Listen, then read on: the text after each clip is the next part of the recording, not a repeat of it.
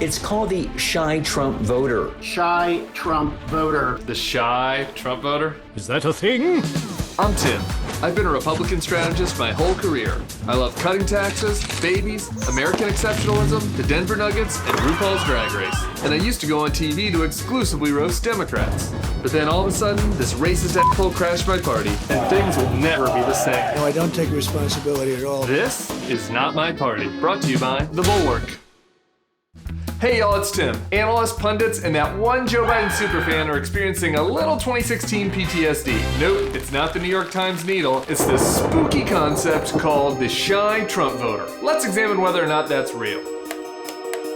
There could be a shy Trump voter effect. So where'd this idea come from? It's a play on the shy Tory concept, where polls in Britain would underestimate the Tory party because people were too shy to admit they were voting for the conservative guy with the bowl cut. A lot of people said the same thing happened to us in 2016. They argue that's how Trump won despite being down in the polls. Let me explain what's going on here. The silent majority is mad as hell. We're not going to take it anymore. So it's understandable to have some deja vu right now. But there are a few problems with this theory. For starters, things are different this election cycle.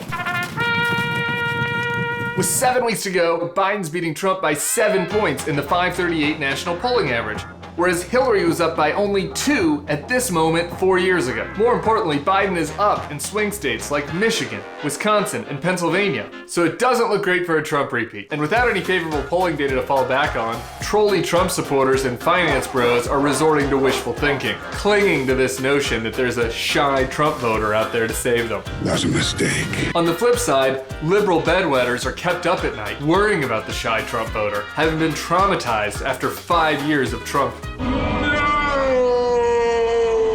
This phantom voter fallacy also resonates with people like this JP Morgan analyst and your average CNN pundit who live in big liberal cities like New York, DC, and LA, so they don't see very many Trumpers out there in the wild.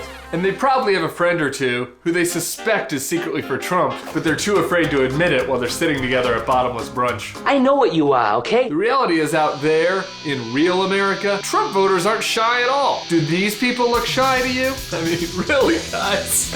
Have you seen these trucks? I bet that guy with the paintball gun has a huge dick.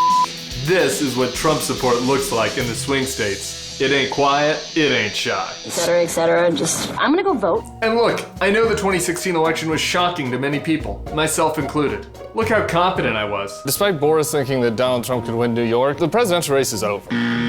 Nobody was wronger than me. In fact, once I realized Trump was gonna win, I took an Ambien and canceled my TV hits. Here was the cable news disaster porn that I missed. Look at the supporters there. This was a white lash.